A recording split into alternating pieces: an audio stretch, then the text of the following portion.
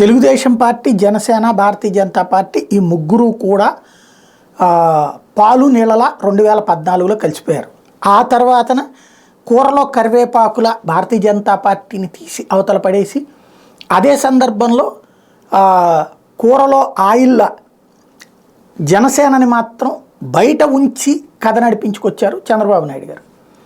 అయిపోయింది మొత్తం మీద విడిపోయినట్టుగా నటిస్తూ జరిగినటువంటి వ్యవహారం అది. భారతీయ జనతా పార్టీతో పూర్తి ద్వేషం అది.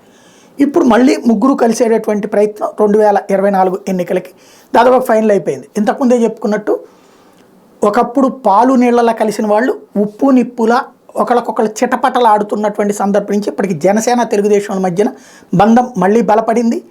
ప్రస్తుతం పాలల్లో నీళ్ళలాగా కలిసి అయితే వెళ్ళిపోతున్నారు.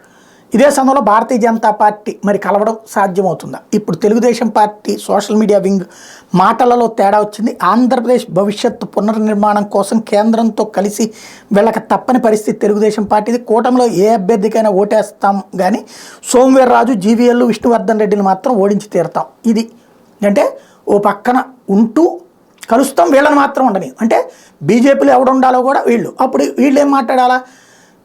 భారతీయ జనతా పార్టీ జాతీయ అవసరాల రీత్యా, రాష్ట్ర ప్రయోజనాల రీత్యా తెలుగుదేశంతో కలిసి ఉంటాం. చంద్రబాబు నాయుడు, లోకేష్, లేకపోతే కనుక వాళ్ళ social media wing Ayyanna Patrudu, Atchanna ఏది వీళ్ళందరికీ మాత్రం ఓట్లేయమని చెప్పి బీజేపీ చెప్తే సరిపోతుందా? ఇద్దరి మధ్యన గ్రౌండ్ లెవెల్లో ఎట్లా ఉంటుందో ఇక్కడ స్పష్టంగా ఉంటుంది.